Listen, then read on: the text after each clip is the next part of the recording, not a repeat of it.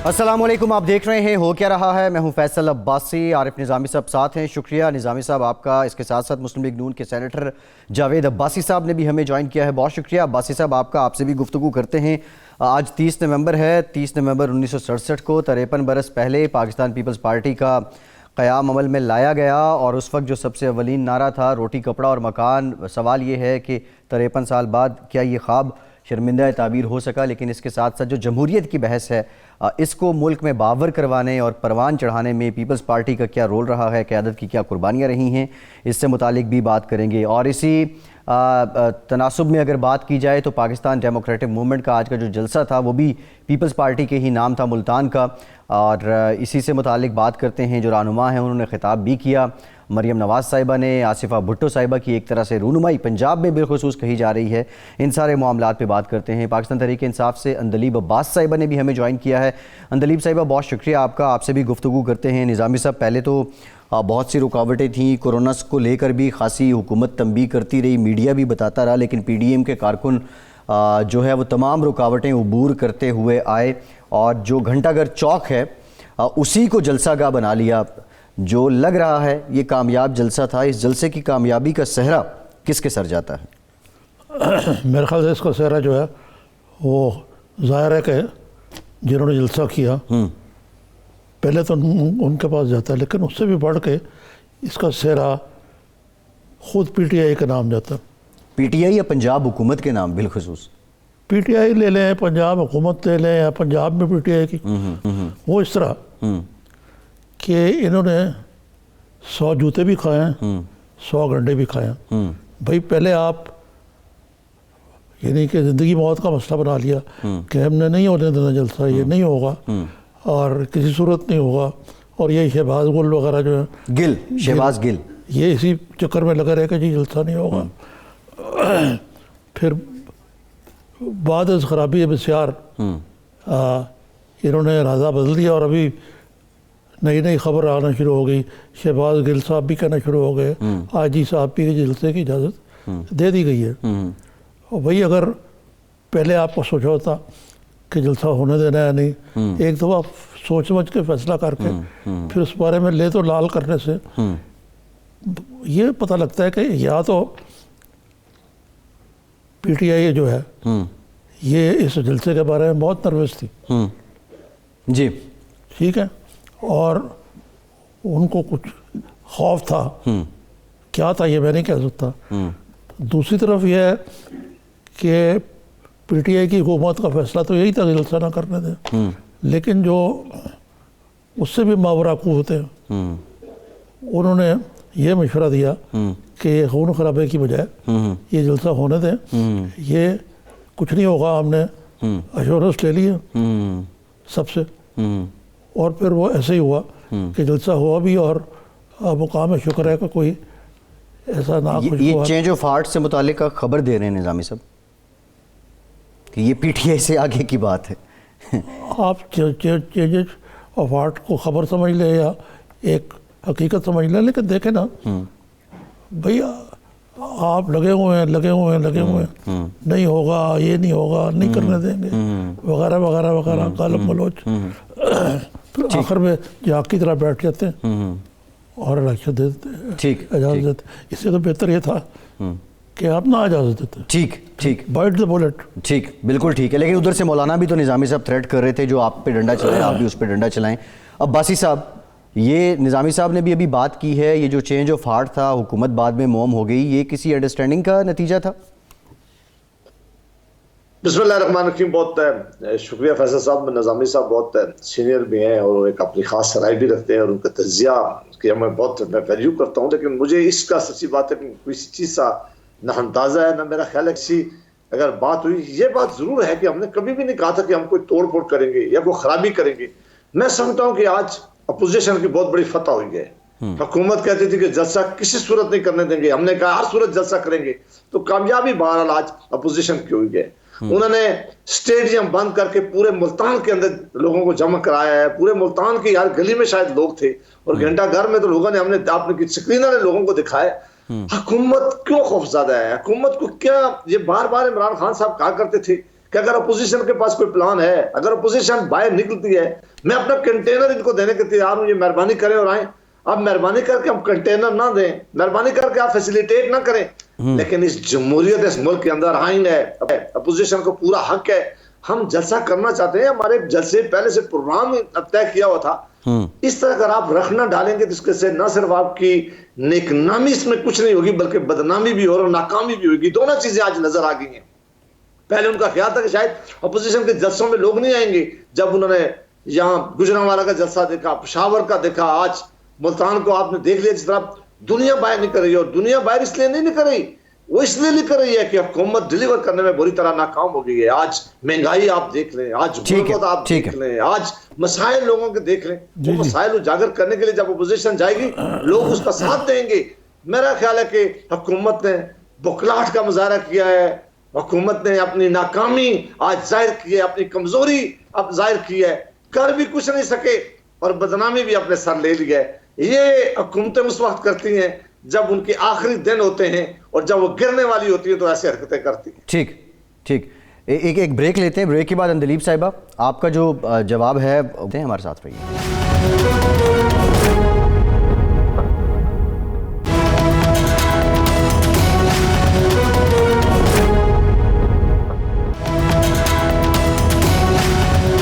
Break के बाद एक बार फिर से आपको खुशामदीद कहेंगे। अंदलीब अब्बास साहिबा आपकी तरफ आते हैं। मौलाना फजलुर रहमान ने तो कह दिया है मुल्क भर में मुजाहरे होंगे आपकी सरकार के खिलाफ। दूसरा, अभी निज़ामी साहब ने एक बात की थी, पहले आप लेतो लाल से काम लेते रहे, फिर बाद में कहा जी रुकावटें हटाई जा रही हैं और लोगों को रोका नहीं जाएगा।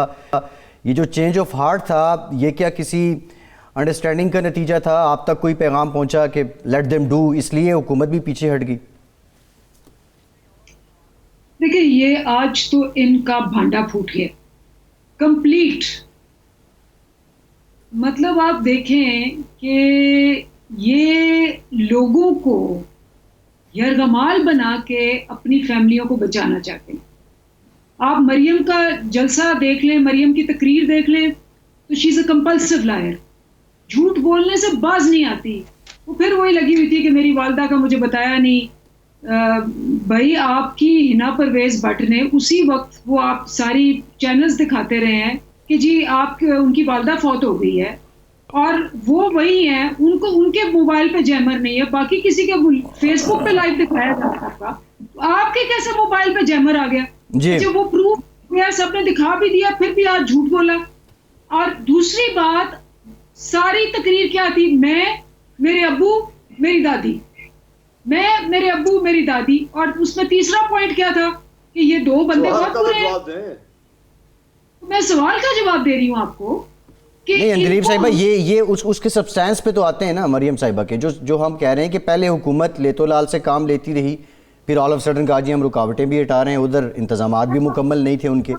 ये क्या था? ये फैसला जो बदला है, ये इसके पीछे मुहर्रिकात क्या थे इस फैसले को बदलने में? अगर आप मुझे पूरा बात नहीं करने देंगे ना, तो मैं आपको नहीं बता सकती। मैं आपको शुरू में कह रही हूँ कि भांडा फूट गया, क्योंकि कैसे इन्होंने आवाम को यरगमाल बनाना था। ठीक है, अब हम कोशिश कर रहे थे कि ये जलसा ना हो, क्यों ना हो। पेशावर में जलसा किया, हमने शोर मचाया, 20% पेशावर में जलसे के बाद, ये तो फिगर्स हैं, कोरोना बढ़ गया। उसके बाद आप देखें, आज जो है पाकिस्तान की सेकेंड वेव की सबसे हाईएस्ट पॉजिटिविटी है 8.5%, और मुल्तान के अंदर आपको पता है कि पॉजिटिविटी क्या है, कितने दिनों से रोना रो रहे हैं। तो ये हम कोशिश ये कर रहे थे कि ये जलसा ना हो। किस लिए? पहले जलसे तो हमने होने दिए, ये कोरोना की वजह से। हम ये नहीं कह रहे, हम कह रहे थे कि लोगों की जान माल बचाएं। लेकिन जब इन्होंने वहां गुंडागर्दी की, लोगों को ह्यूमन शील्ड बना के अपने साथ ले गए, और मरियम कह रही है जी 50 रुपए का ताला तोड़ा तो उसको जेल कर दिया। हुकूमत की चीजें जब आप जाते हैं बैंकों में डाके मारते हैं, 50 रुपए का ताला ही होता है। ताला तोड़ना और गेट तोड़ना इनके नजदीक जुर्म ही नहीं है। तो जब ऐसे, उसके बाद मौलाना ने क्या थ्रेट की? मौलाना ने कहा कि फिर मैं लाठियों से और मेरे डंडा बरदार फोर्स आ जाएगी। तो ये पूरी तैयारी करके आए हुए थे कि 4, 5, 6 बंदे मर भी जाएं। खास मौलाना की कल की स्टेटमेंट है कि मरते हैं तो मरे, कोई बात नहीं, ये कॉज के लिए मरेंगे। जब इन्होंने ये कहा कि कॉज के लिए मरेगी अवाम, और ये कहा कि मैं डंडे बरदार अपनी फौज लेके आऊंगी। जी तब ठीक हमने है, ये decide ठीक है। किया, ये तो मार देंगे अपने अब्बू को बचाने, अपनी दादी को बचाने, अपने अवाम आप के को मफाद बचाने। के लिए हुकूमत ने दूसरे मानों में घुटने टेके या सरेंडर किया। अंदलीब साहिबा की बात निजामी साहब एक बड़ी इंटरेस्टिंग डेवलपमेंट है अभी की। पेट गिरा रहे थे ये जो जी, ठीक है। सारे उसके हैं, तो उसने मैंने पूरी बात नहीं की। आसफा ने क्या किया, मैं मेरी अम्मी। अब अंदलीब साहिबा आपकी तरफ आते हैं, अंदलीब साहिबा आपकी तरफ आते हैं, आसफा वाली बात भी करते हैं। ज़रा एक और मामला है उस पर बात करनी है निज़ामी साहब। अफसोसनाक भी है, इंटरेस्टिंग भी है, और क्या कहा जा सकता है, सदर पाकिस्तान आरिफ अलवी साहब ने किया थोड़ी देर पहले एक रीट्वीट किया कि जो साबिक वज़ीर-ए-आज़म पाकिस्तान है मीर ज़फ़रुल्लाह ख़ान जमाली साहब, वो इंतकाल कर गए। तो उसके बाद जो है वो चैनल्स ने उसको ऑन एयर कर दिया, वो ये ख़बर दे दी सदर पाकिस्तान के ट्वीट के बाद। और थोड़ी देर बाद सदर पाकिस्तान ने फिर ट्वीट किया कि उनके जो साहबजादे हैं मीर ज़फ़रुल्लाह ख़ान जमाली साहब से उनसे बात हुई है। मीर ज़फ़रुल्लाह ख़ान जमाली साहब जो हैं उनकी हालत तशवीशनाक है, लेकिन वो माशाल्लाह अभी हयात हैं। अब सवाल ये है कि आप प्रेसिडेंट की जानिब से जब आप ट्वीट करते हैं तो क्या उससे पहले जो आपके साथ बाकी स्टाफ है, बाकी लोग हैं, डाटा या इंफॉर्मेशन उसको रिफ़ाइन नहीं किया जाता? देखिए, ये नालायकी की इंतहा है। इससे ज़्यादा लेवल क्या हो सकता है कि प्रेसिडेंट ऑफ पाकिस्तान एक साबिक वज़ीर आज़म के बारे में बाकायदा ऐलान कर रहे हैं उनका इंतकाल हो गया, बल्कि उस टाइम पे जब वो बाकायदे हयात है। अब मैं तो इस पर सिवाय काफ़ी अफसोस बदलने करेगा और क्या कह सकता हूँ कि जो इस हुकूमत की अहलियत का मयार है, आप इससे अंदाज़ा कर रहे हैं कि जो इस मुल्क का आला तरीन ओहदेदार है, पैटर्न इन चीफ है, आईनी कानूनी पैटर्न इन चीफ है, चीफ है, उसका ये हाल है कि वो ये नहीं मुतय्यन कर सका कि आया ज़फ़रुल्लाह जमाली साहब जिंदा हैं या फौत हो गए। तो इस पे तो स्वयं जो ओवरऑल इनकी कॉम्पिटेंस है पीटीआई की, उस पर काफ़ी अफसोस ही बोला जा सकता है। लेकिन आज की जो सबसे अहम खबर है ना, जो जलसा जो है उसके हवाले से, वो मोहतरमा आसफा भुट्टो, मोहतरमा बेनज़ीर भुट्टो की छोटी बेटी जो है रासिब जरदारी, उनकी सियासत में रूनुमाई और लॉन्चिंग है। और मेरे ख्याल से बड़ा इम्प्रेसिव उनका अंदाज था, गुफ्तगू थी, अगर ये मुख्तसर थी।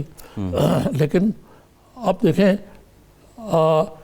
ये एक पॉलिटिक्स के अंदर यंगर जनरेशन का आया और है। अब मसलन बिलावल भुट्टो हैं, जिनका पहले तो आपको याद होगा कि उनके लहजे के लिहाज से और अंदाज से उनके मुखालफीन है ख़ास तौर पे उनका मजाक उड़ाते रहे। और बिलाखिर उन्होंने अपनी अहलियत से साबित कर दिया कि he is a progressive serious intentioned young man. बिल्कुल ठीक है, वो सियासत में आ गए। और अब उसके बाद आसिफ भुट्टो आ गई, जबकि बख्तावर जो है उन्होंने लगता है अपना घरेलू ज़िंदगी गुजारने का पॉलिटिक्स से खुद को कॉर्नर किया एक तरह से। तो ठीक है निज़ाम साहब, इस पर और दूसरी तरफ नहीं, अभी बात मुकम्मल हुई, मियाँ नवाज शरीफ की बेटी वही जानशीन के तौर पे उभरी हैं, शहबाज शरीफ नहीं। ठीक है जी। और उधर भी एक तब्दीली आ गई है। और मियाँ शहबाज शरीफ के बेटों के तो ऑलरेडी हमजा जो है वो पॉलिटिक्स में। तो ये एक the pass the mantle has been passed to a new generation of politicians. अगरचे ये आप कह सकते हैं कि ये पॉलिटिशियंस वही हैं जो हेरिडिटरी है।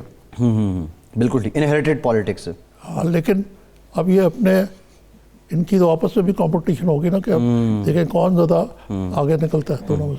अब्बासी साहब से निज़ामी साहब यही जान लेते हैं, कुछ लोगों का कहना है कि आज का जो क्राउड था वो पीपल्स पार्टी के नाम था और ये चैलेंज हुकूमत से ज़्यादा नून लीग के लिए पंजाब में। अब्बासी साहब देखिए जी, आज उनका जुम्बे तहसीन था, इसमें कोई शक नहीं कि वो होश थे। अब लाहौर का जलसा होगा तो हम ज़्यादा बढ़ चढ़ कर हमारा भी हिस्सा होगा, बाकी जमातों का भी होगा। इस वक्त ये नुकसान और फायदे में हम नहीं पढ़ रहे, हम ये नहीं देख रहे कि किसको सियासी फायदा है। हम ये कह रहे हैं कि इस वक्त जो मुल्क में मुश्किलात हैं, हमारा सिर्फ जो मुल्क में इस वक्त है, पाकिस्तान की आवाम जिस मसले से तंग है, जो पाकिस्तान को बंद गली की तरफ ले जाया जा रहा है, बल्कि ऑलरेडी वहां पहुंच गए कि अगर अभी भी हम ना उठे और अभी भी हमने इसी जान न छुड़ाई तो कोई ऐसी बंद गली में पहुंच जाएंगे कि फिर सारे मिलकर भी इसको नहीं निकाल सकेंगे। इस वक्त बचाना पाकिस्तान की आवाम को है, पाकिस्तान के लोगों को बचाना है, पाकिस्तान की जो गिरती हुई इकानमी है इसको सहारा देना है, पाकिस्तान के अंदर जो बहुत तेजी से गुर्बत फैल रही है इसको रोकना है, पाकिस्तान के अंदर जो बहुत तेजी से बेरोजगारी फैल रही है उसको रोकना है। उसके लिए सारे मिलकर हम जो है वो जद्दोजहद कर रहे हैं।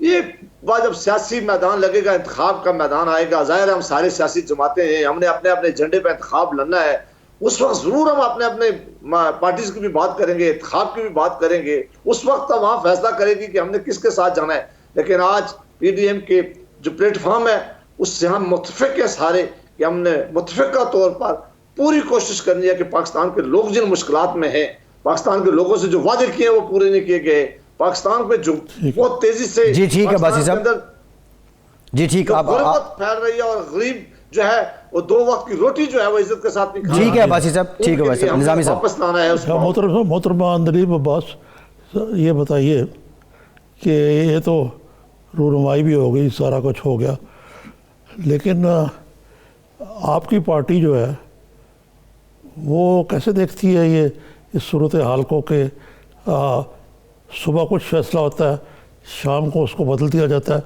ये किस तरह आप अपने फैसले कर रहे हैं?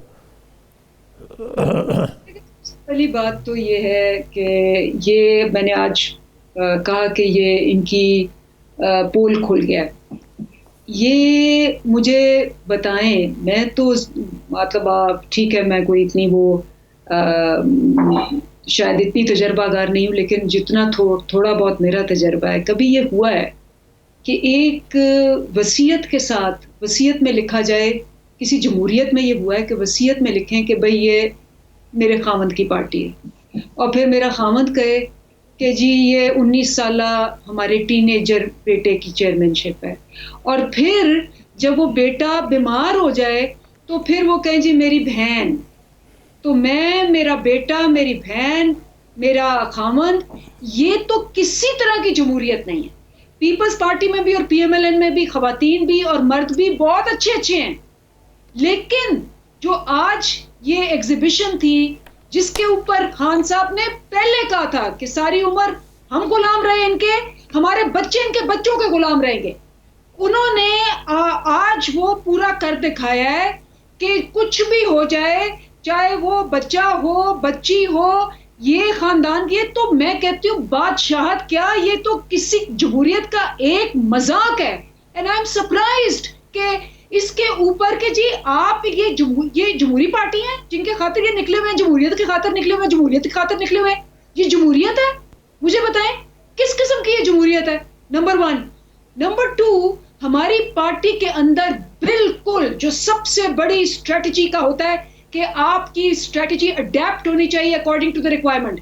अगर अवाम के ऊपर थ्रेट आई है और वो थ्रेट आई है डंडा बरदार लोगों से, और उन्होंने एक स्टेटमेंट दी, उन्होंने कहा कुछ लोग मर भी जाए अवाम के तो ये कुर्बानी है, कोई बात नहीं, कॉज के लिए है। जी जी जी, इसका मतलब आप अवाम को बचाने के लिए इनको 1 घंटा घर में खड़े होके, जिसमें यूसी के हमने जलसे किए हुए, यूसी के जलसे किए हुए, आप इतनी छोटी छोटी बात गलियां हैं, वहां खड़े होके आप कहेंगे जी हाँ ठीक है, जितने लोग बाहर थे उतने तो कंटेनर के ऊपर थे।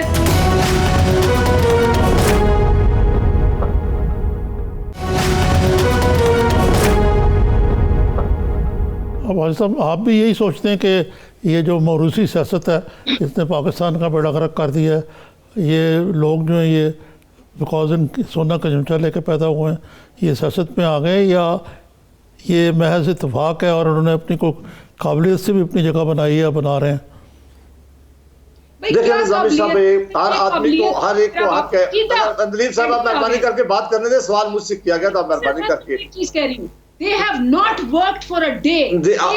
ठीक है, ये ऊपर से आए हैं। ठीक है जी ये बासी साहब, जी ये बासी साहब, एक तो यह है कि हम पीटीआई के एलिगेशन का उसका शायद इस तरह मुकाबला मैं तो बिल्कुल ही ना कर सकूं जिस तरह वो कहते हैं।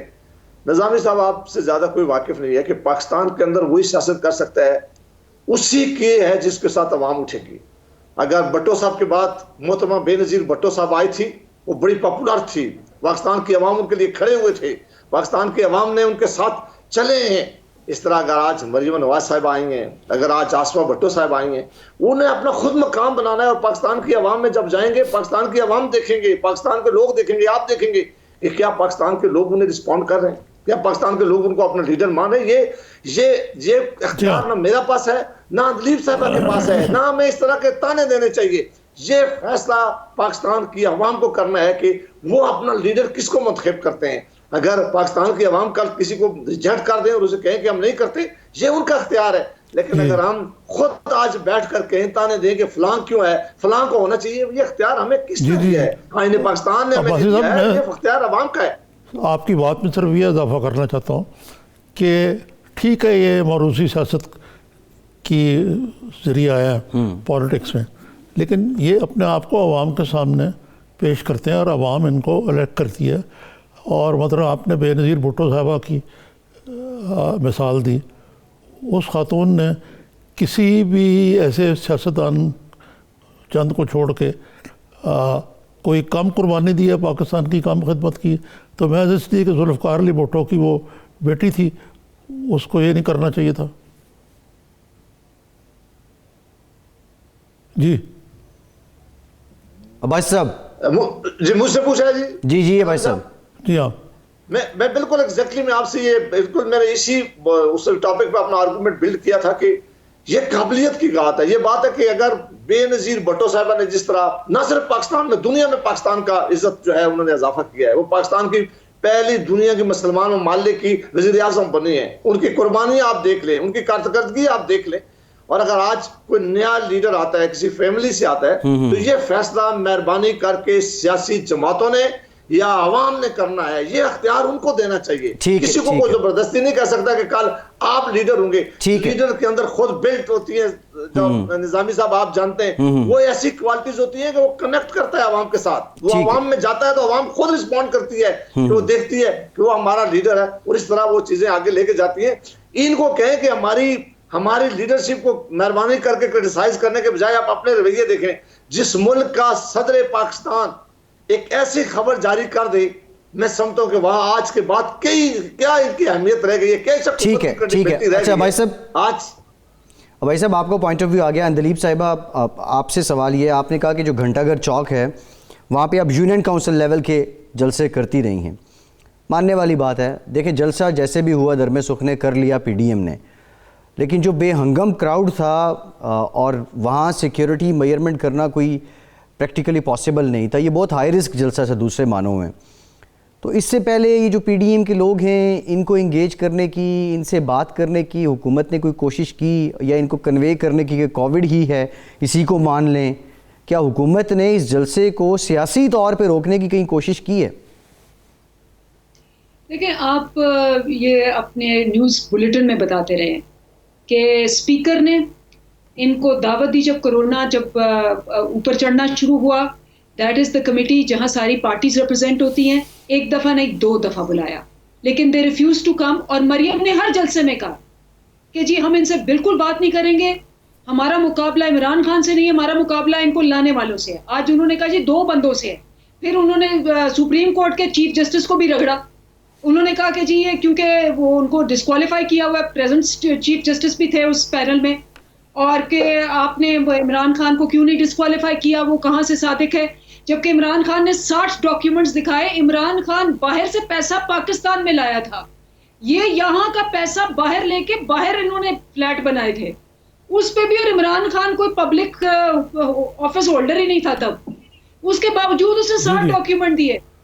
1980 वाली बैंक स्टेटमेंट्स भी दिखा दी जो बैंक बंद हो चुके थे, उसके बावजूद दिखा दी इन्होंने कतरी खत दिखाया और आज जवाब नहीं दिया। मोहतरमा ये बताएं कि ये तो ठीक है, मान लिया कि आपके मुताबिक सबसे चोर जो है वो अपोजिशन के लोग हैं, जरदारी साहब हों, शरीफ हों, ये लोग, लेकिन इसके अलावा भी तो कोई बात होगी ना जो इस मुल्क के चलाने के लिए ज़रूरी है। मसलन ये कि शहबाज शरीफ साहब ने बड़ी अकल की बात की है और नेशनल डायलॉग की तजवीज़ दी है उन्होंने। जी नेशनल डायलॉग, और शेख रशीद ने भी उनकी बात को अप्रिशिएट एंडोर्स किया। तो ये कोई नेशनल डायलॉग की ज़रूरत है या नहीं? आप यही कहते रहेंगे कि हम इनको छोड़ेंगे नहीं, हम इनको NRO नहीं देंगे, हम ये नहीं करेंगे, ये चोर हैं, ये चक्के हैं, या कोई मुस्बत बात भी होगी इस मुल्क को आगे चलाने के लिए? देखिए, इससे ज़्यादा निज़ामी साहब फ्लोर ऑफ द हाउस पे खड़े होकर खान साहब ने कहा कि मैं हर किस्म का डायलॉग करने को तैयार हूँ, मैं हर किस्म का कॉम्प्रोमाइज़ करने को तैयार हूँ, सवाए करप्शन के। अब मसला ये है कि ये सारा सबको, हम तो कहते हैं आवाम को नजर आ गया। आज भी क्या बात हुई, मेरा अब्बू, मैं, मेरी दादी, वो अपने मतलब जो इन्होंने अब्बू बचाओ और चाचा बचाओ ये तहरीकें की हुई हैं, मुझे बताएं इन्होंने अवाम की क्या बात की? इन्होंने अवाम की कोई बात नहीं की। आज मैं तुम्हें समझ लूंगी, तुम फलाने हो, तुम ढींगरे हो, ये है वो जो दो बंदे हैं, वो ये है, ये जो सुप्रीम कोर्ट है इसको वो छुपा रहा है मुंह, वो जो जज था, ये बातें इन्होंने की। मुझे बताएं क्या बात की इन्होंने अवाम की कि जी वो चीनी महंगी, चीनी ये देखें, चीनी इनके दौर में मैं लेके आई हूँ 130 रुपए, ये देखें, और आज चीनी 15 रुपए नीचे आई पिछले हफ्ते, ये भी आई है न्यूज, 15 रुपए चीनी नीचे आई है। ये चेक करें जरा, ये मैं आपको ये दिखाती हूँ। 2016 में ब्लूमबर्ग कह रहे हैं 500,000 jobs lost in textile as it closes down in Faisalabad. Faisalabad में टेक्सटाइल इंडस्ट्री ये ब्लूमबर्ग का है। साथ में 2020 में कहा जा रहा है 2 लाख मजदूरों की जरूरत है इस वक्त टेक्सटाइल में। ये है। अब मसला क्या है, इनको पता महीना और गुजरा तो ये सारे इन्फ्लेशन भी नीचे आ जानी है और इनके केसेस सेक्रेटरीट में खुले, इन्होंने पकड़े जाना है, इन्फ्लेशन खत्म हो जाएगी, इकोनॉमी पहले ही ऊपर जा रही है। अब इनके पास एक ही हल है कि ये कोरोना कराएं और ये अपना इस तरह कोई किसी ना किसी तरह अवाम को यरगमाल बना के कोई इस तरह की हालात पैदा करें कि फिर इनका कोई चांस निकले। सिर्फ ये मसला है कि इनके पास टाइम थोड़ा रह गया है, हमारी इकोनॉमी ऊपर जाना शुरू हो गई है। ठीक है अंदलीब साहिबा आपका पॉइंट आ गया। अब्बासी साहब ब्रीफ कमेंट कीजिएगा। 13 दिसंबर को लाहौर का जलसा है, नून लीग होस्ट है, कोविड के हालात संगीन हैं, लोगों की जानें भी जा रही हैं, क्या PDM नजरसानी करेगी कि हम कुछ अपने प्रोग्राम को कुछ मुअत्तल कर दें?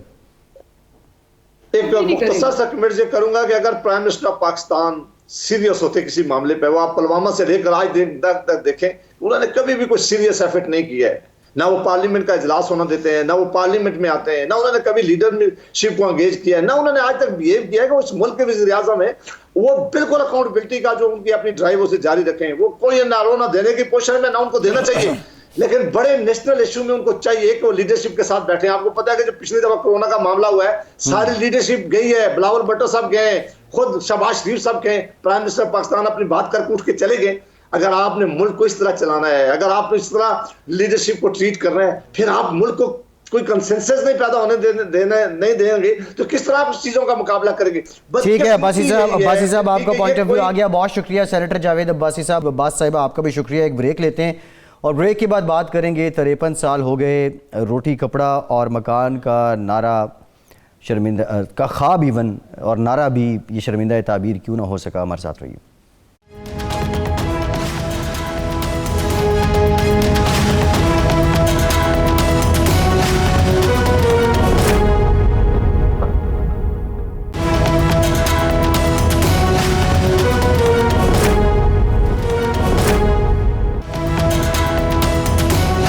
ब्रेक के बाद एक बार फिर से आपको खुशामदीद कहेंगे। मुल्तान में जो जलसा था, बुनियादी तौर पे पाकिस्तान पीपल्स पार्टी का यौम तासीस 53 साल हो गए। आसिफ भुट्टो की आज एक तरह से रूनुमाई हुई है। ये बता दिया है पीपल्स पार्टी ने निज़ामी साहब के बिलावल भुट्टो के बाद जो नेक्स्ट लीडरशिप है, या उनकी मौजूदगी में भी आसिफ भुट्टो एक फ़ाल सियासी लीडर के तौर पर पीपल्स पार्टी में सामने आएंगी। आपने पीपल्स पार्टी को बनते देखा, 53 साल गुजर गए। सबसे जो अव्वलीन जो पीपल्स पार्टी का मंशूर था, ताकत का सरचश्मा अवाम हैं और सोशलिज़म हमारी मईशत है, चलते चलते फिर जो मकबूल तरीन नारा बना वो रोटी कपड़ा और मकान था कि पाकिस्तान के अवाम को देंगे। वो रहा ये था, रोटी कपड़ा हर और मकान हर शहरी का बुनियादी हक, बुनियादी हक है। हर शख्स मांग रहा है रोटी कपड़ा और मकान, रोटी कपड़ा और मकान। लेकिन इससे भी बढ़ के मैं आपको बात बताऊं कि जो यौम तासीस था पीपल्स पार्टी का, कौन सा 1967 मैं स्टूडेंट था उस वक्त, फर्स्ट ईयर का। मैं डॉक्टर मुबशर हसन के घर पे जहाँ यौम तसीस यहाँ बुनियाद रखी जा रही बुनियाद रखी गई, वहाँ मौजूद था मैं। उस इजलास में? जी जी मैं मौजूद। 30 नवंबर 1967 पीपल्स पार्टी का बानी रुकन हूँ। अच्छा, आप हैरान हो रहे हैं? मैं ये नहीं बात है निज़ामी साहब, हाँ, अब भी हैं पीपल्स पार्टी के साथ एफिलिएट? तारीख तो नहीं बदल जा सकती ना। हाँ, मैं आज भी समझता हूँ कि पीपल्स पार्टी ने बहुत गलतियाँ की, सारा कुछ, लेकिन भुट्टो से ज़्यादा ज़ीरक सियासतदान शायद कायद आज़म के बाद और कोई नहीं पैदा हुआ। उसका आप इससे अंदाज़ा करें कि भुट्टो ने ये ऐसा नारा लाया कि ये किसको नहीं चाहिए, किसकी डिमांड नहीं है, बिलीव करता जरूरत नहीं है कि मांग रहा है हर इंसान रोटी कपड़ा और मकान, और मांग रहा था उस वक्त, और आज उससे भी ज़्यादा शिद्दत से मांग रहा है। असल सवाल ये है कि यौम तासीस तो हो गया, तासीस हो गई, पीपल्स पार्टी बन गई, लेकिन रोटी कपड़ा और मकान जो 53 सालों में नहीं मिल सका। नहीं मिल सका। क्यों नहीं मिल सका? लेकिन आप उस शख्स की विजन की दाद दें कि उसने ये भांप लिया कि इस मुल्क का सबसे बड़ा मसला ये है रोटी कपड़ा और मकान। ये वो ज़माना था जब इस मुल्क के जो सनतकार और जो अमीर तबका है वो गद्दार कहता था भुट्टो को, कहता है इसने पाकिस्तान तोड़ा है, और जनाब ये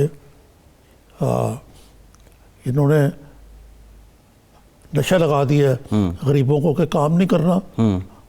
लेकिन अब भुट्टो का जो है ना, ये ठीक है कि उसने रोटी कपड़ा और मकान नहीं दिया। अब मैं आपको एक बात बताने लगा, भुट्टो ने लोगों को ये शऊर दिया कि आप ढोर डंगर नहीं है, आप इंसान हैं, आपके कुछ हकूक़ हैं और जो स्टेट को देने चाहिए।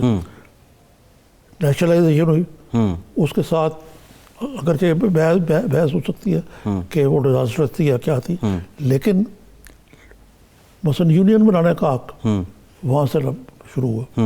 ठीक है, मजदूरों के हुकूक की जंग वहाँ से शुरू होती है। ये चीज़ें जो है ये पाकिस्तान में कहाँ थी? बिल्कुल ठीक है, लेकिन निज़ामी साहब देखें, मजदूर किसी का नाम लेना जो है, जी जी, ये नहीं कि आज बड़े मजदूर बड़े अच्छे हैं, आज उससे बुरी हालत है मजदूरों की, उनके हकूक मारे जा रहे हैं, सारा कुछ किया जा रहा है।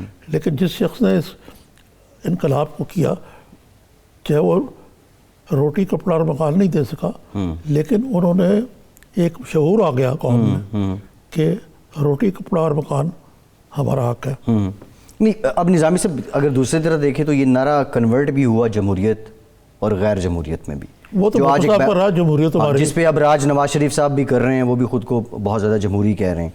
अब लेकिन आज बात बड़ी अजीब लगती है मुझे कि पीपल्स पार्टी और नून लीग का हनीमून संगम है, यानी आज कहा जा रहा है कि जनाब एक दूसरे की तारीफें की जा रही हैं, और जैसे ये एक पेज पे है।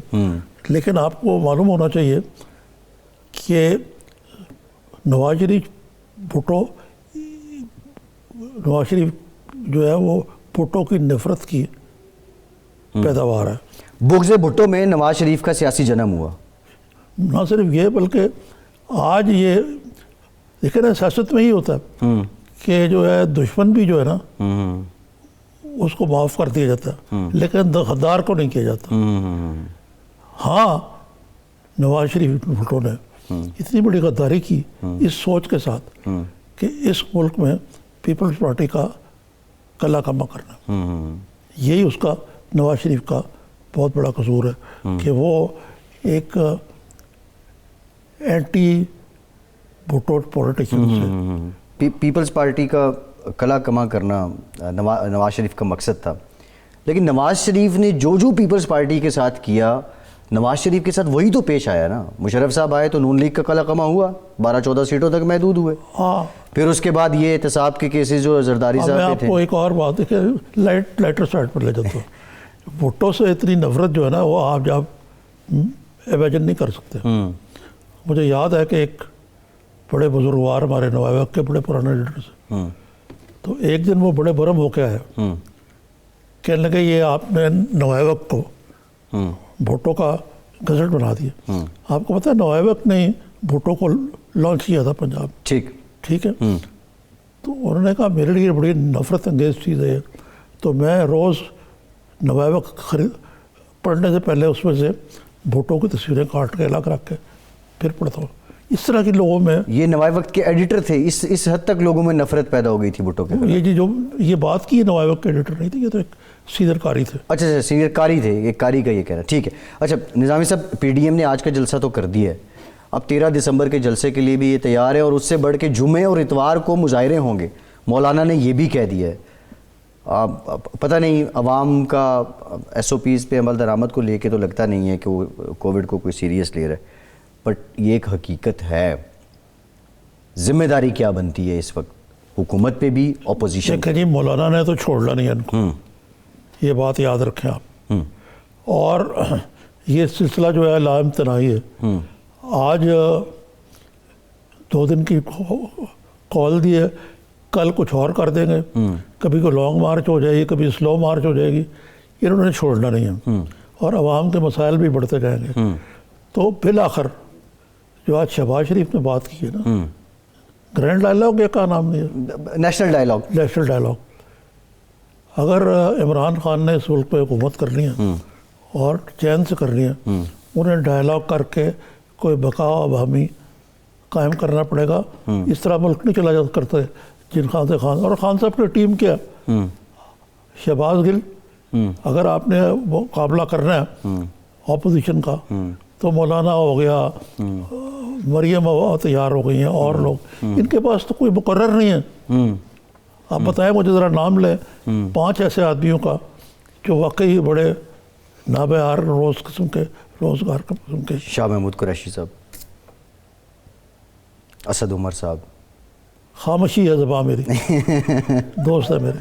नहीं वो तो ये है कि हाँ ये खामोशी है, ये कैसा दस्तूर ज़बाबंदी है तेरी। मैं प्रॉब्लम ये है ये नहीं है, ये अच्छे और फ़ाल सियासतदान हैं और उभरे भी हैं, ठीक, लेकिन असद उमर साहब आज भी को बौद्धी तकरीर कर रहे थे जिसका ना सिर ना पैर था। और शाह महमूद, परवेज़ खटक साहब सबसे ऊपर इनको अगर सियासी बसीरत की बात करें, शाह महमूद कुरैशी साहब भी देखे ना, लेकिन उन्होंने भी कोक से जन्म लिया, मियाँ नवाज शरीफ के साथ एसोसिएट और फिर पीपल्स पार्टी में चले गए। इस पार्टी में तो ये तो एक बाज पार्टी है PTI, इससे कोई टैलेंट नहीं उभरा। बिल्कुल ठीक है निज़ामी साहब, प्रोग्राम का वक्त खत्म हो गया और आज के प्रोग्राम से इतनी इजाज़त दीजिए।